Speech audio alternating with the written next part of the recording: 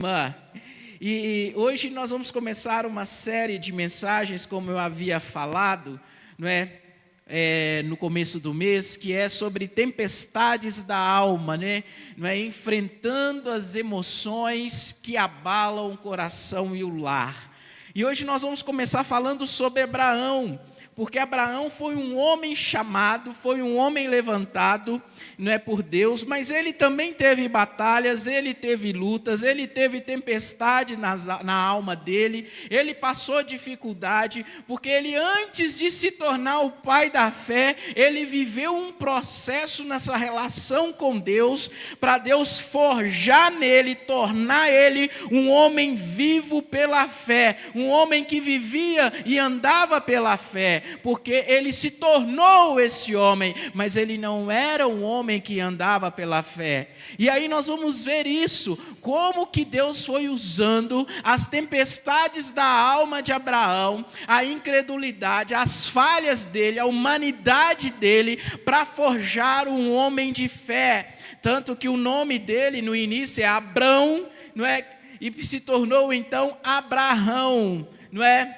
E nós vamos perceber isso, porque, meu irmão, minha irmã, nós precisamos de entender. Deus, Ele trabalha nas nossas vidas e através das nossas vidas para nos forjar, para nos transformar, para nos amadurecer. E a partir daí nós somos transformados e o que está à nossa volta é também transformada. Então, eu vou te convidar a abrir primeiramente no texto de Gênesis 12, de 1 a 5. Mesmo assentados, nós vamos ler 3 passagens bíblicas. A primeira é de Gênesis 12, de 1 a 5.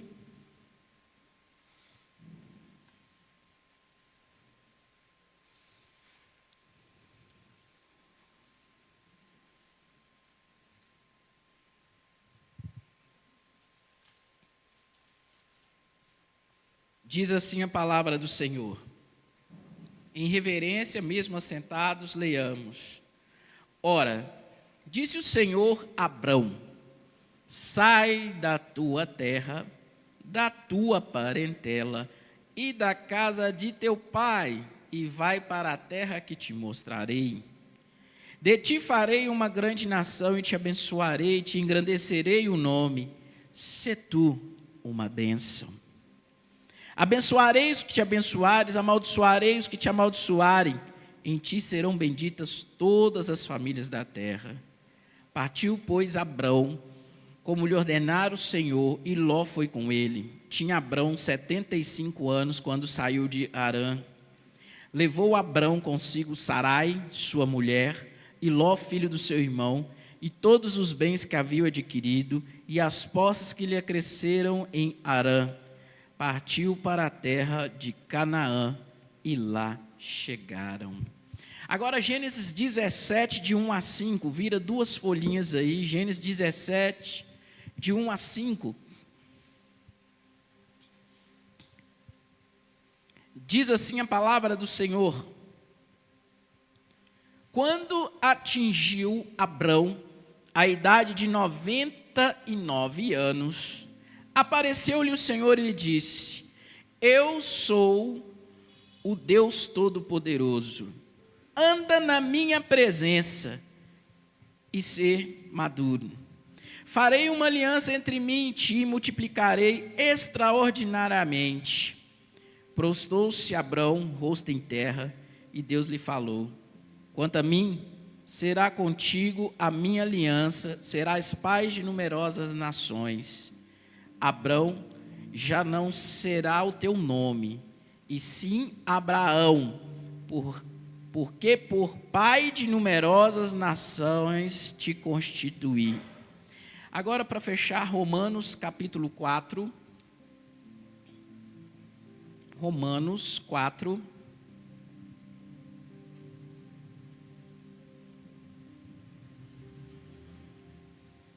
(17 a 21).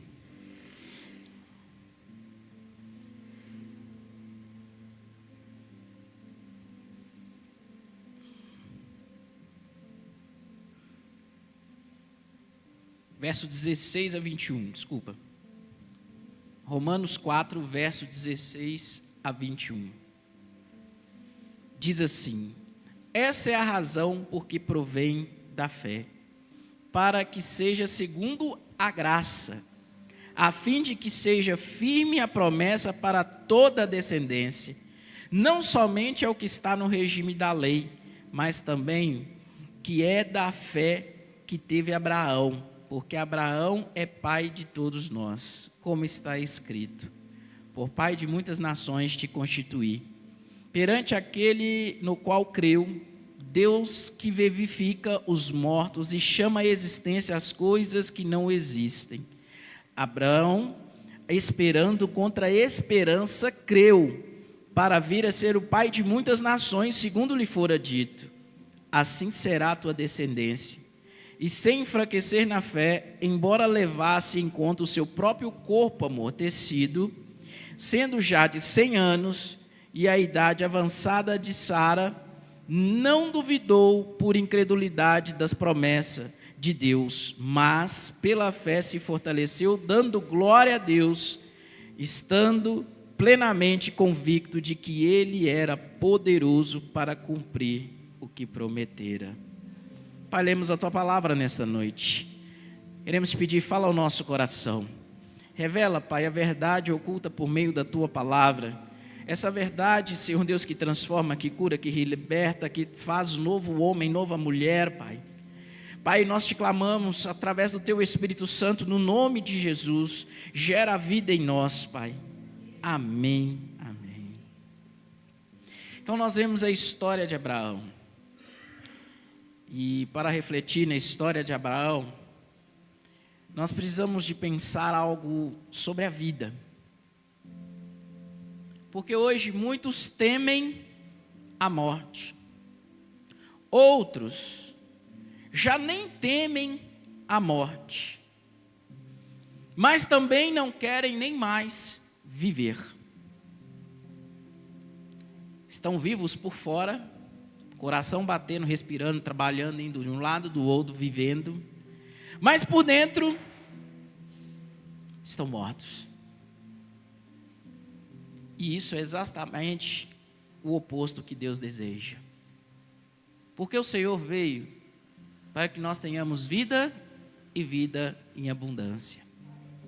Não é? Tanto que em Eclesiastes 3,12 a palavra de Deus declara: não há coisa melhor para o homem do que se alegrar e fazer o bem enquanto vive. Só que as tempestades da alma, as tribulações da vida, muitas vezes elas vêm roubando de nós a alegria de viver, vêm tirando de nós a esperança, o desejo de sonhar. Muitas vezes, essas tempestades, dependendo do jeito que nós olhamos para elas, com as perdas, as tribulações, tudo que vai acontecendo, elas já conseguiram até tirar a nossa alegria de viver.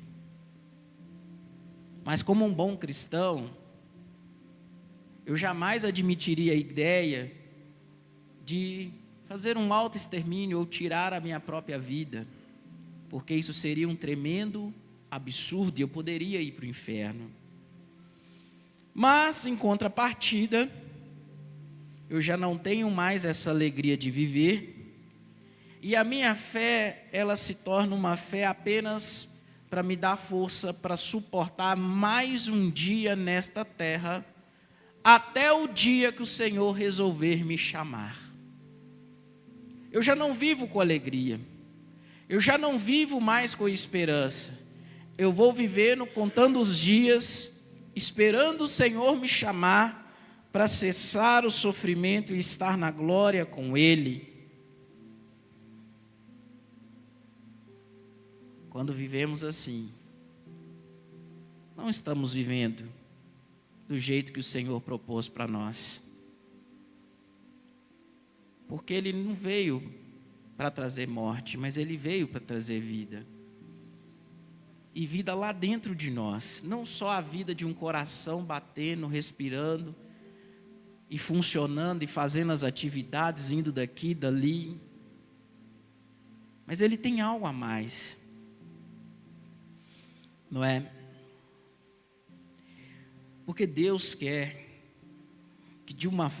formar em nós um coração que deseja viver, um coração que sonha, não uma vida qualquer, mas uma vida com propósito, coragem e fé, para atravessar as lutas, as dificuldades, as tempestades da alma que nos abalam, e que através dessa obra em nós vão impactar outras vidas. E nós já estamos preparando e treinando aqui a vida no céu, já vivendo uma parte aqui nessa terra do que nós iremos viver lá no céu.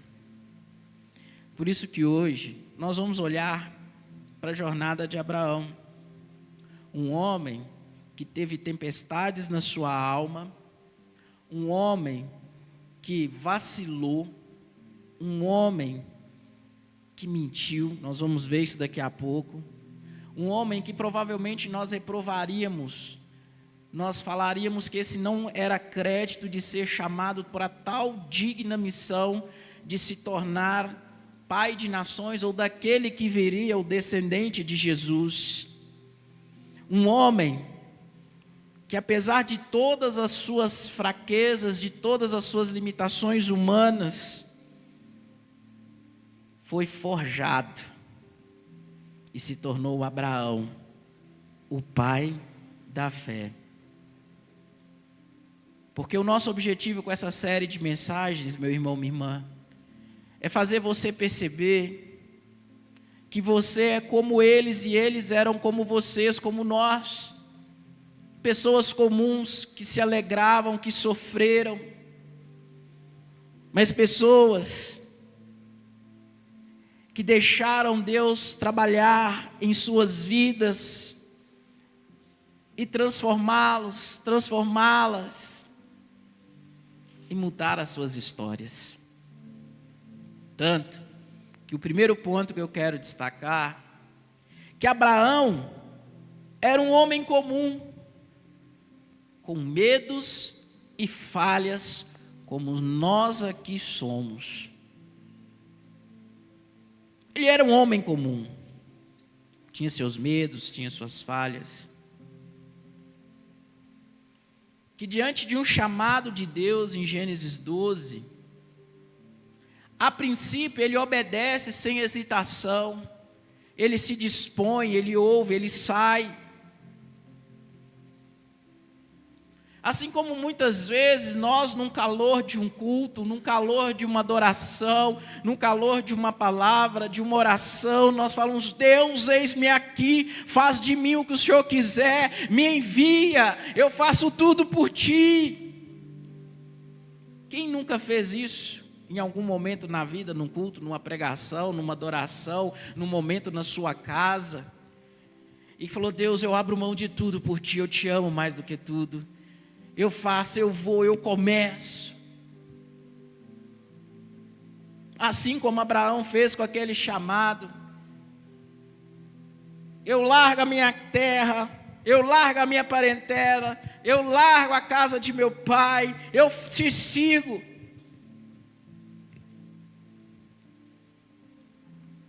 Mas a verdade é que depois desse primeiro impulso, vem a realidade, vem o medo, vem as incertezas. Abraão não era diferente, com ele não foi diferente. Tanto, o chamado foi para ele, mas ele levou o sobrinho dele com ele, que lá na frente deu problema, porque o que Deus tinha naquele momento era com ele, não com parente dele.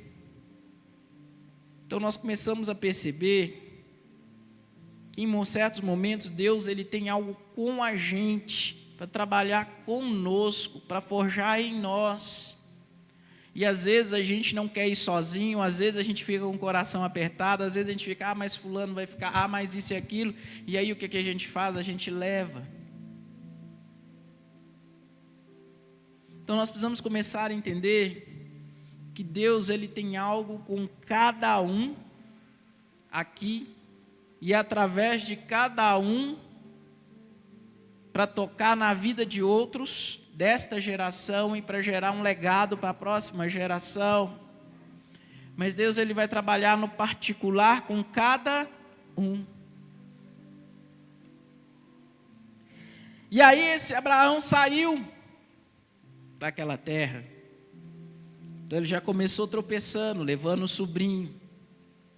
Mais tarde deu problema. Mas não só isso. Chegou o momento que ele saiu para aquela terra que o Senhor ia mostrar, mas que ele caminhando lá no meio do deserto, bateu a fome, veio a necessidade. Se a gente abrir em Gênesis 12 e ler do 10 ao 20, nós não vamos ler, mas se você ler na sua casa, Gênesis 12 de 10 a 20, você vai ver que veio a fome, a necessidade bateu, ele confiou no chamado, ele teve fé para permanecer firme lá no deserto. O que vocês acham? Não. Ele temeu, ele pensou, a fome está chegando, está faltando alimento, isso e aquilo e tal, eu tenho que dar o meu jeito. Qual o jeito que ele deu? Vou fazer o seguinte, eu vou para o Egito, porque lá tem alimento. Então o que ele fez? Foi procurar com seu próprio braço, no Egito, o alimento para suprir suas necessidades. Em vez de confiar no Deus que o chamou e o prometeu. Mas na hora que a fome apertou, a necessidade apertou, ele partiu para o Egito. Duvidou. Chegou no Egito, teve um outro problema. Sara era uma mulher bonita. O faraó viu e falou, essa me agrada, hein? Ele, em vez de ser o maridão, o provedor, o protetor, não, essa aqui é minha, não olha não. O que ele fez? Quem lembra? Mentiu, falou que era irmã dele.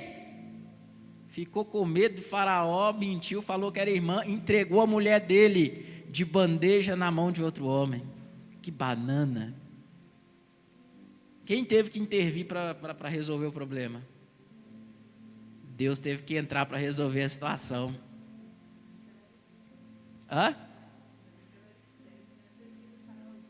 Pois é, mas acho que Deus interviu antes de chegar nos faraózinhos. Aí Deus vai, interfere na história, tira ele de lá, dá os puxão de orelha, trata com ele. Mas tinha uma promessa na vida dele. De fazer o quê? Ter os descendentes dele vir uma nação. Vocês acham que ele acreditou de primeira? Não. Se a gente for lá em Gênesis 15, nós vamos ver ele pedindo a Deus um sinal dessa promessa. Deus, esse trem está meio esquisito aí. Dá um sinal aí. Eu não sei não, hein? O trem aqui não está muito bom pro meu lado, não. Aí, se a gente for olhar em Gênesis 15, como sinal, uma promessa, não é Abraão que faz uma aliança com o Senhor, mas é o Senhor que faz uma aliança com Abraão. Então, se a gente ler aqui, Deus manda Abraão pegar um animal, partir no meio, colocou a banda de um lado, a banda no outro, porque uma aliança que eles faziam no passado era assim: se eu fosse fazer uma aliança com o Edivaldo, a gente ia pegar um novilho, partir ele no meio, pôr uma banda de um lado, a banda do outro, a gente assumiu o compromisso, ia passar ali e falando assim: que aconteça comigo igual a esse animal, se eu não honrar a minha palavra contigo. Então, ou seja, se eu quebrasse a palavra com o Edivaldo, Edivaldo tinha o direito de me cortar no meio, literalmente de me matar. Se ele quebrasse a palavra comigo, eu tinha um direito legal, plenamente, de matar ele e partir ele no meio. Aí o que acontece? Deus chama Abraão, fala com ele: prepara aí, pega o animal, parte no meio, põe banda para um lado e banda para o outro. Quem passa no meio? Quem? Deus. Então Deus estava fazendo uma aliança com Abraão, não Abraão com ele. Deus fez uma aliança com Abraão e falou que se você não tiver um filho, que faça comigo isso aqui. Ou seja, se você não tiver um filho, me esqueça como Deus. Não creia mais em mim, porque eu não honrei a minha palavra.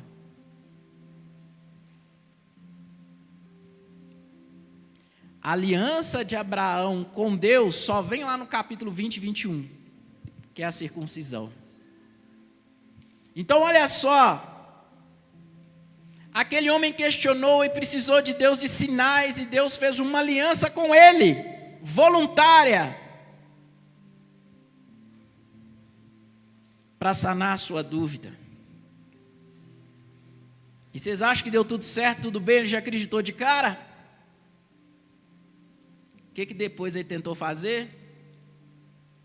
Acatando a sugestão da esposa, da serva, ele tentou fazer o que a gente fala aqui no Brasil? O famoso jeitinho brasileiro para fazer as coisas de Deus acontecer. Deus está demorando, então eu vou fazer o seguinte. Aí vira Sara: Abraão, vai lá, pega a serva, porque ela é minha e tal, fica com ela, vai ter um filho, e pronto, você tem o filho da promessa. Olha o caos que está lá até hoje aí, por causa desse filho da promessa, fora da bênção de Deus. E tentou dar o jeitinho brasileiro, fruto da ansiedade e da pressa de não querer esperar. Gente, a ansiedade e pressa é a questão que mais rebenta a gente a longo prazo, porque são escolhas feitas na pressa, na ansiedade, numa tentativa de ficar livre de uma situação, ou de resolver, ou de fazer a promessa acontecer, mas que custa caro, porque tudo que vem antes do kairós de Deus tem um alto preço. Lembrando que kairós é o tempo de Deus, que é diferente do tempo dos homens. Esse é Abraão, um homem comum, que fugiu por causa da fome, que mentiu, que duvidou da promessa, pediu sinal, tentou dar o jeitinho, por causa de ansiedade e de pressa. Gente, essas falhas mostram que Abraão não era nenhum super-herói, não era nenhum super crente, nenhum super espiritual. Era um homem com medo da morte, porque senão ele não ia falar que Sara é a irmã dele. Com medo da escassez, porque senão ele não ia correr para o Egito, porque estava faltando. Com medo da demora, senão ele não ia dar o jeitinho. E que em muitos momentos perdeu o desejo de viver pela fé e passou a agir pela lógica humana, tentando encontrar seus próprios caminhos. Fala que ele não é um homem como eu e você. Fala que nós não tememos a morte, tememos a escassez, passar a necessidade financeira. Fala que não tememos a demora, que queremos que as coisas aconteçam. E fala que muitas vezes também nós não perdemos a fé e começamos a fazer as coisas no nosso braço, do nosso jeito, achando que vai acelerar, que vai agir de uma forma mais rápida e melhor do que Deus, mas no fundo só se arrebenta mais. Parece ou não parece com a gente? Não é? Agora vira para quem está perto de você aí, mesmo que esteja longe, olha para alguém aí e fala assim, ó: mas Deus, vai lá, aponta para alguém e fala: mas Deus não desistiu dele e nem desiste de você. Amém? Glória a Deus. Deus não desistiu dele por nada. Deus não desiste de você por nada. Não importa as falhas, não importa os erros, Deus não desiste. Não abre mão de você. Entenda, o preço já está pago. Jesus já morreu e ressuscitou naquela cruz por você. Está feito. Está feito, meu irmão, minha irmã. Mas nós precisamos de entender que o processo de forjar fé em alguém, em nós, como foi em Abraão, não é instantâneo, não é da noite para o dia, não é um passe de mágica, não é um só levantar a mão e aceitar, mas é um caminhar lado a lado, é um andar junto, é um partilhar a vida, partilhar a história, é um viver.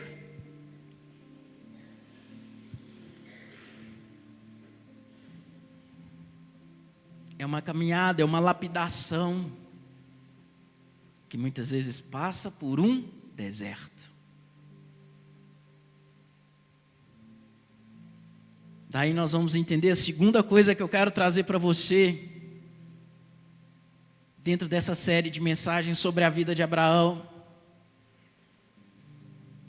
Que o nosso Deus é o Deus que trabalha nas falhas para forjar a identidade. Deus quer trabalhar nas tuas falhas, meu irmão, minha irmã. Deus quer trabalhar onde é a sua fraqueza, onde é a sua dificuldade. Porque Ele quer forjar a identidade dEle, a identidade de Cristo em você, a identidade de filho e de filha. Aonde o verdadeiro amor vai lançar fora todo medo.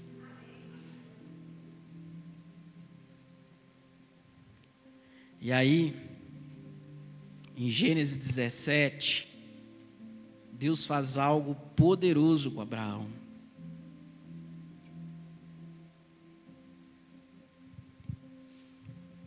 Deus muda o nome de Abrão para Abraão. Muda o nome de Abrão, que significa um pai exaltado, para o nome Abraham, que significa pai de muitas nações. E que mudança de nome é essa? Essa mudança de nome que acontece de Abraão para Abraão, Abrão para Abraão, Abram para Abraham, no hebraico, é que entra o Ram, que é uma da letra do nome de Deus, que é a letra que simboliza o Espírito.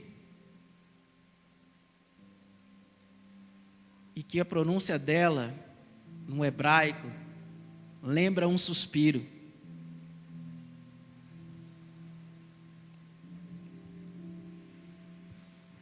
Aí começa o mistério, porque essa letra representa o Espírito Santo.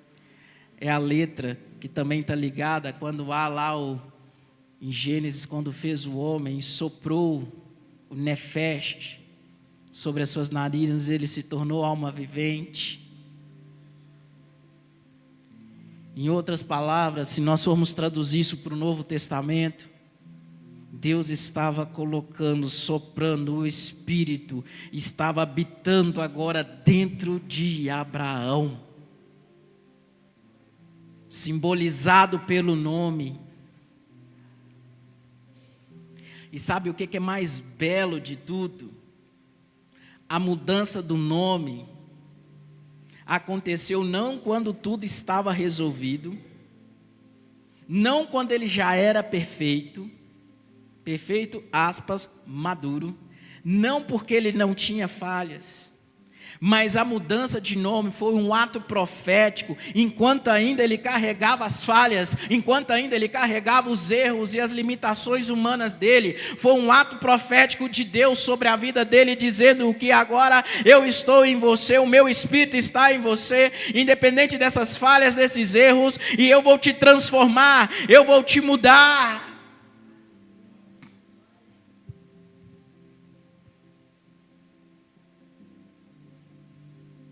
No meio desse caminho, Ismael nasceu.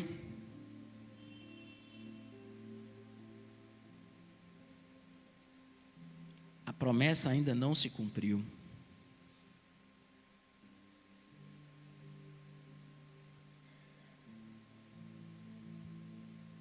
Mas o fato de colocar o nome, a letra do nome de Deus no nome dele, e ele passar a se chamar Abraão, Deus estava declarando, não sobre quem ele era, mas sobre quem ele estava se tornando em Deus.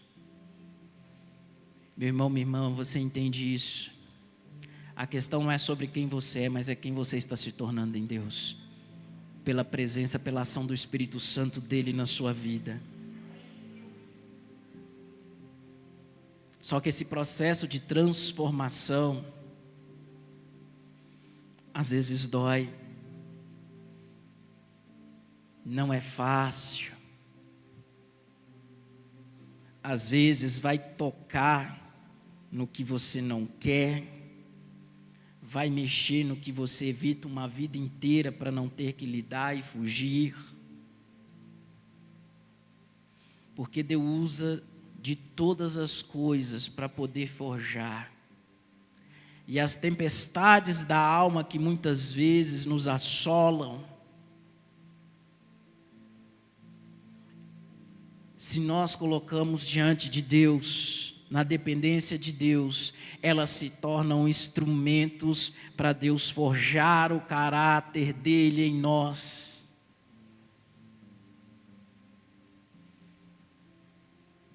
Deus usou o tempo da espera para amadurecer Abraão, para amadurecer a fé nele, para ele se tornar aquele pai de multidões. Em outros momentos, dentro desse tempo de espera que Deus usou sobre a vida de Abraão, teve um negócio terrível, que Deus usou o silêncio para ensinar a confiança.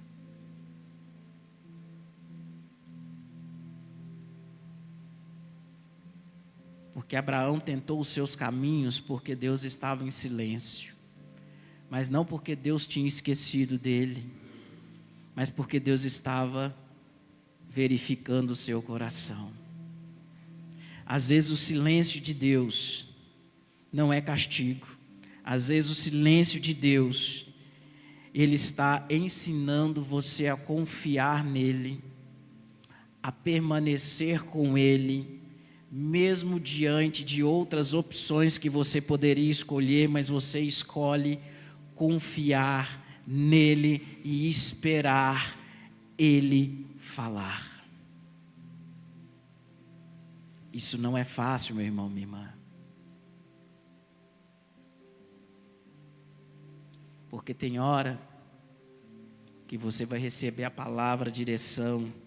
Enquanto você está esperando, ele está em silêncio e você está esperando, as pessoas à sua volta vão falar, faz isso, faz aquilo, não, vai desse jeito, vai daquele jeito, você está parado, você está perdendo tempo. As pessoas vão fazer de tudo. Vou dar 2 exemplos bíblicos. Enquanto Saul estava esperando, ele viu as pessoas, os soldados indo embora, ele se desesperou e foi lá e fez o que o profeta deveria fazer, o que o juiz deveria fazer, Samuel. Mas ele fez aquilo porque ele se desesperou, porque não aguentou a demora do profeta e viu as pessoas indo embora.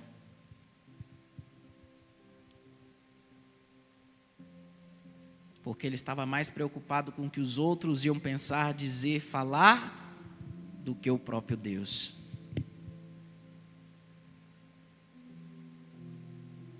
Então na vida você vai ter situações assim, que o silêncio de Deus, para você permanecer firme, você vai ver pessoas te criticando e pessoas te deixando. E você vai ter que escolher permanecer fiel até Deus se manifestar e falar. Se você for agir preocupado com o que o outro está pensando ou com o que o outro vai fazer, você está arrumando um problemão. Jó, a esposa dele não aguentou ver o sofrimento dele, tudo que estava acontecendo, que um dia ela não aguentou, virou para ele e falou: Jó, faz o seguinte, Jó, amaldiçoa o teu Deus e morre, meu filho. Ninguém merece viver desse jeito, sofrendo igual um cachorro, cheio de ferida, com tanta coisa. Faz o seguinte, amaldiçoa ele e morre, acaba com isso de uma vez.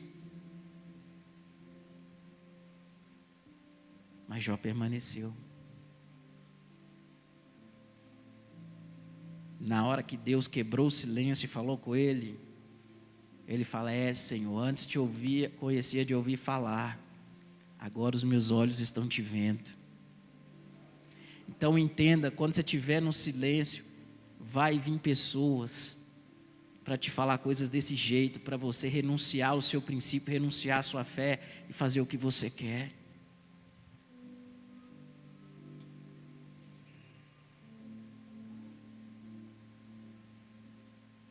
Mas nós temos que confiar, permanecer firmes, mesmo quando Deus está em silêncio. Para isso precisamos de confiar na sua palavra. Não só isso, meu irmão, minha irmã. Deus usa até as suas quedas, até os seus tropeços, até as suas falhas. Sabe para quê? Para te ensinar a graça e a dependência dEle. Porque se você tropeçar, cair, muitas vezes o mundo vai ser implacável, não vai ter misericórdia, não vai ter dó, não vai ter pena, vai te julgar, te condenar e te executar. Às vezes essas pessoas não precisam de longe, são os da própria casa. Mas Deus, com todos os tropeços, com todas as falhas que Abraão teve, Ele usou cada uma para ensinar a graça e revelar a dependência.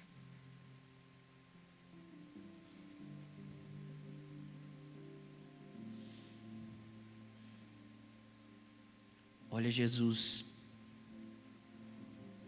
chega para uma mulher que está sendo apedrejada. Ele fala: quem não tem pecado, atire a primeira pedra.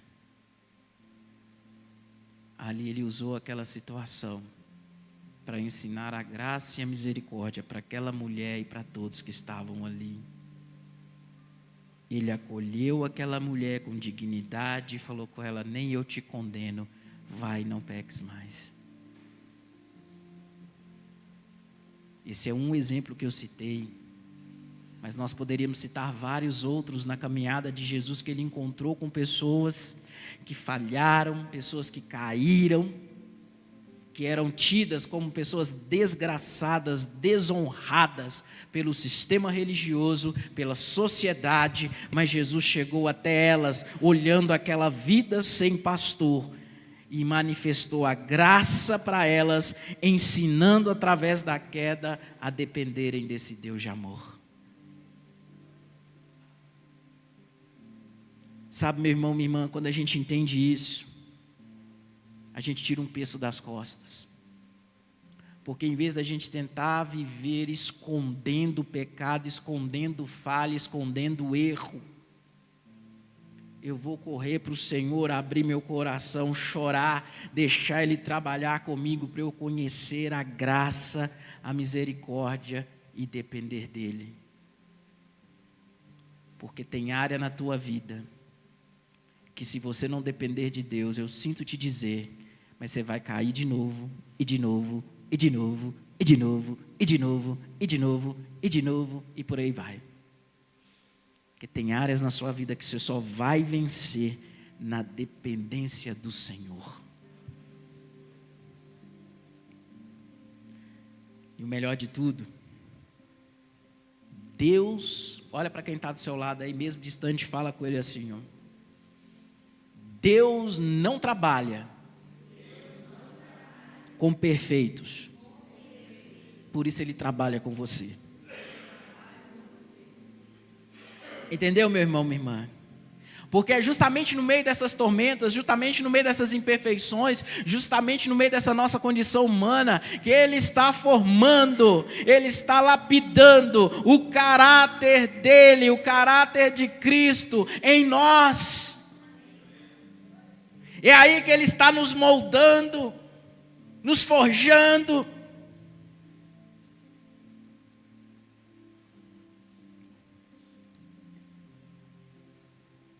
Porque o projeto, o plano de Deus, não é só você não temer a morte. Não é só falar, estou em Cristo, por isso eu já não temo a morte. Se eu morrer agora, eu estou no lucro, porque eu vou para o céu. Ou virar e falar, como eu já vi muito crente falar, eu estou esperando, Jesus volta logo para me levar, porque eu não aguento mais viver nessa terra.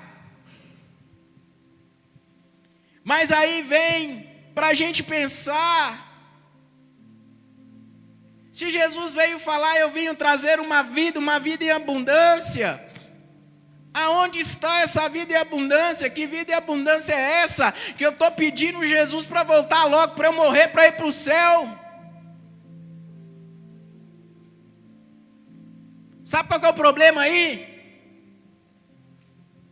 É porque a gente ainda não entendeu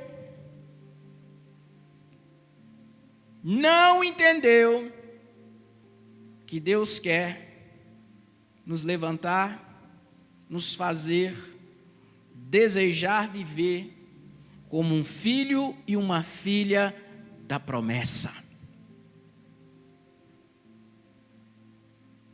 Se eu não viver como um filho, como uma filha da promessa, eu não vou desejar viver. Eu quero ir logo para o céu para acabar com isso tudo. Porque eu não entendi a promessa que está sobre mim. Eu não entendi a promessa que está sobre a minha casa. Eu não entendi a promessa que está na minha família, que está sobre a minha igreja. Eu não entendi o meu papel nessa promessa. Então, é mais fácil. Eu já estou com Jesus, me leva logo, acaba com isso. Mas não, esse é o projeto de Deus. Jesus mesmo fala, Pai, João 17, Jesus ora, Pai, eu oro, intercedo, não para que os tire do mundo. Para que Deus, Jesus ora, intercede por nós? Para que os livre do mal. Meu irmão, minha irmã, Jesus tem propósito com você nessa terra como filho da promessa. Ele tem propósito com você. Se você não entendeu, se você não sabe, se você até hoje não compreendeu, é tempo de orar e buscar e falar, Deus, o que o Senhor quer comigo nessa terra? porque o Senhor está fazendo hora extra comigo aqui ainda, porque o que o Senhor me mantém, porque que eu estou de pé nessa terra vivendo, tem que ter um porquê, e eu quero saber. Davi entendeu isso.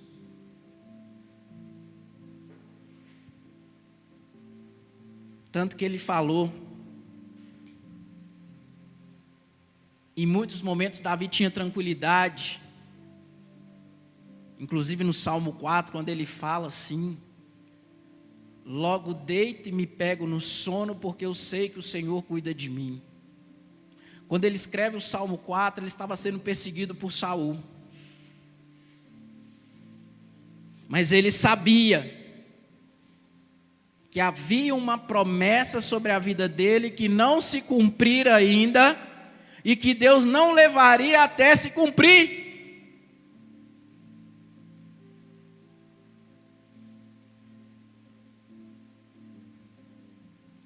Ele sabia que tinha uma promessa sobre a vida dele.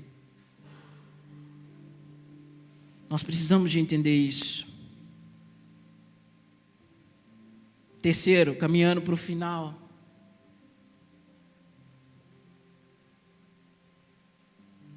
Agora, esse Abraão, nesse processo de forja, se tornou o homem que escolheu viver pela fé. Não mais apenas existir nessa terra cantando Martim da Vila. Deixa a vida me levar, ou leva eu. Não.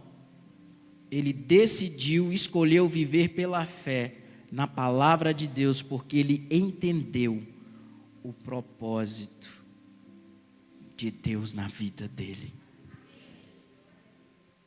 Tanto que Romanos 4, 17 a 21, que nós lemos, Paulo traz a memória e fala: creu no Deus que vivifica os mortos.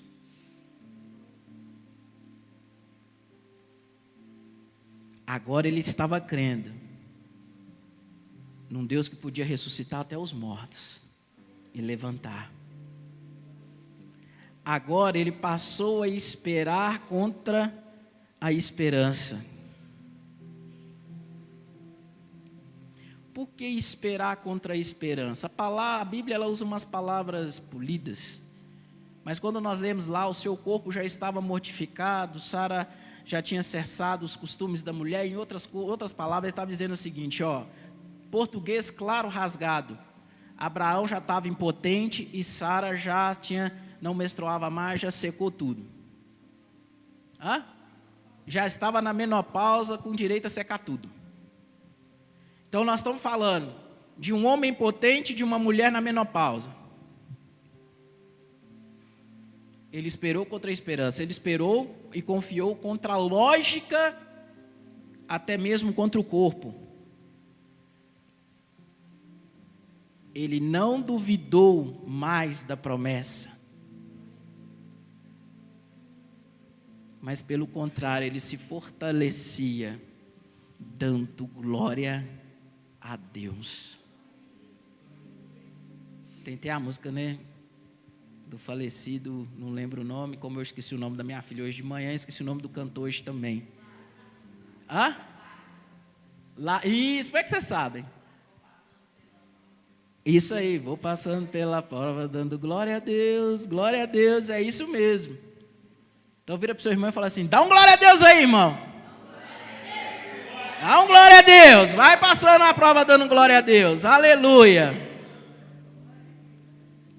Olha só para você ver, meu irmão, minha irmã, o mesmo homem que mentiu, o mesmo homem que duvidou, o mesmo homem que precipitou, foi forjado por Deus até se tornar alguém, que cria mesmo sem ver. Deus forjou ele a ponto de crer sem ver, sem ter perspectiva nenhuma, mas de crer simplesmente no que Deus falou, na promessa de Deus. Em Romanos, Paulo declara isso, contrapondo tudo aquilo que ele fez de errado, testemunhando esse caráter transformado.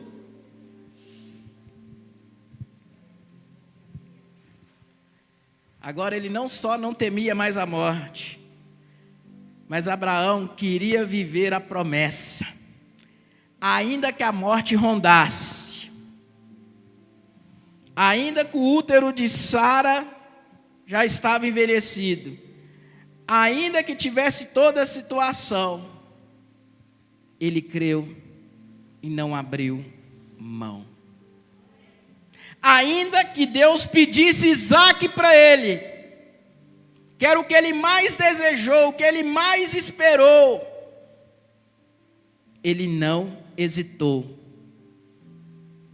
porque ele sabia que se Deus deu, Deus podia dar outro, podia ressuscitar, podia fazer qualquer coisa.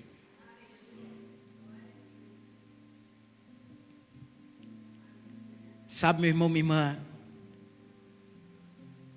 isso foi uma caminhada.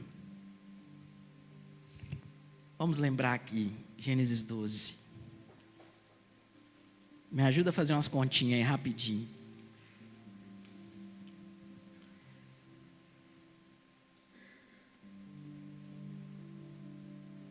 Tinha Abrão 75 anos quando saiu de Harã. Com quantos anos Isaac nasceu?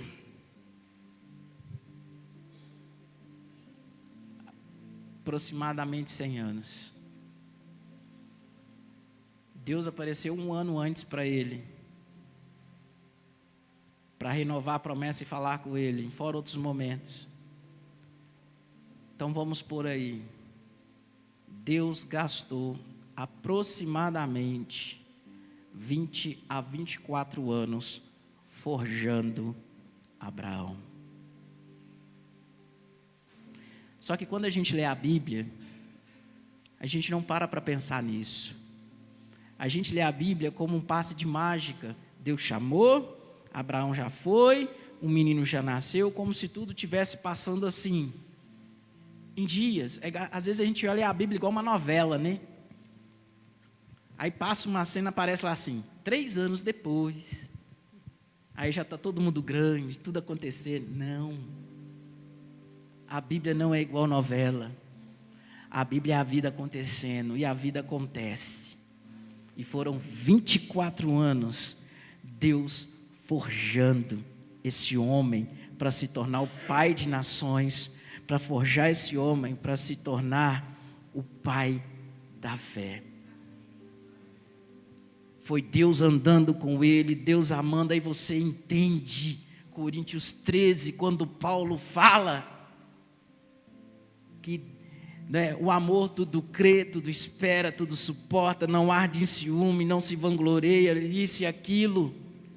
Aí você entende porque que João diz lá, Deus é amor. Então se a gente voltar para esse Coríntios 13 e ler, nós vamos ver que Deus é amor. E aí o que acontece? Ele tudo crê, tudo espera, tudo suporta, não arde ciúme. Então Deus caminhou com esse homem 24 anos, ele errando, tropeçando, caindo, duvidando, mentindo, fugindo, mas Deus não desistiu dele, foi forjando nele um homem segundo o caráter de Deus, um homem de fé, um homem que se tornou um exemplo, um homem que o amou, que andou com ele, um homem do qual veio a descendência de Jesus. Então, meu irmão, minha irmã, eu quero que você entenda uma coisa. Hoje você vai escolher viver de que jeito, de que forma, porque às vezes você pode estar andando como Abrão e pensando, Deus não vai me usar, Deus não vai isso na minha vida, tem muita tempestade, é muita tribulação, minha vida é isso, minha vida é aquilo, não é? Às vezes você vive com medo,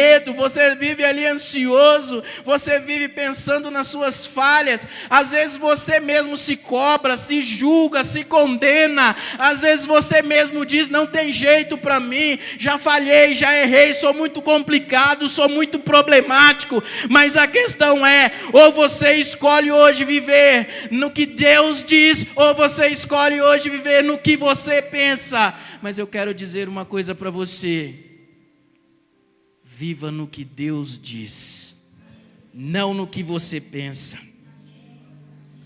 Sabe por quê? Porque assim como Deus transformou Abraão em Abraão, Deus quer transformar você. Deus quer fazer de você a imagem e semelhança dele, um homem e uma mulher de Deus, não a pessoa que não erra, mas um homem e uma mulher de Deus maduro, que sabe em quem está crendo, que sabe quem é diante desse Deus, um homem e uma mulher que não está cansado de esperar, um homem e uma mulher que não vai agir na sua própria lógica porque Deus está demorando, que não vai duvidar, mas um homem, uma mulher que carrega no seu nome, na sua história, o selo do Espírito Santo, um novo coração, um desejo de viver assim como Abraão viveu, viver pela fé, viver na dependência do Senhor, independente das circunstâncias, independente das dificuldades, mas alguém que se move pela promessa do Senhor, que não se contenta em apenas existir nessa terra, que não se contenta apenas ter a salvação e ficar aguardando a morte para ir para o céu, mas alguém que deseja cumprir um propósito que Deus tem para a tua vida nesses tempos. Porque nós estamos falando não só de não temer a morte, mas nós estamos falando de desejar viver. Nós estamos falando de querer viver, que é o que eu li lá de Eclesiastes no início. Não há coisa melhor para o homem do que se alegrar e fazer o bem enquanto vive.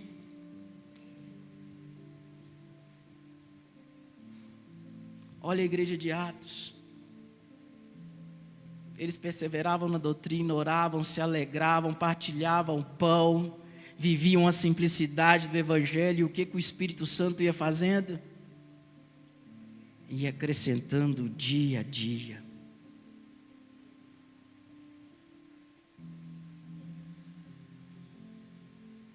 Nós vamos orar. Porque hoje, nessa primeira mensagem desta série,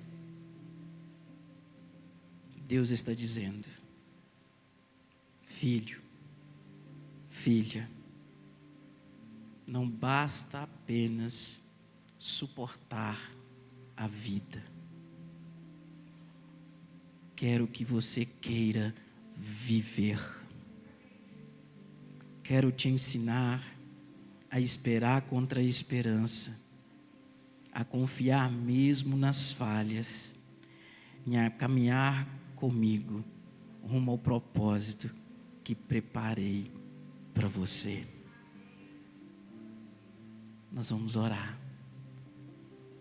Se essa palavra falou o seu coração, sai do teu lugar, venha ao altar, que altar é lugar de entrega, é o lugar da renúncia. Altar é o lugar que se tira as máscaras, é o lugar que se rasga a alma. Então quero te convidar a não sair daqui esta noite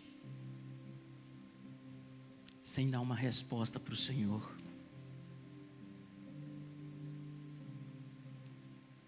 Sem dar uma palavra a Ele, de como você escolhe viver.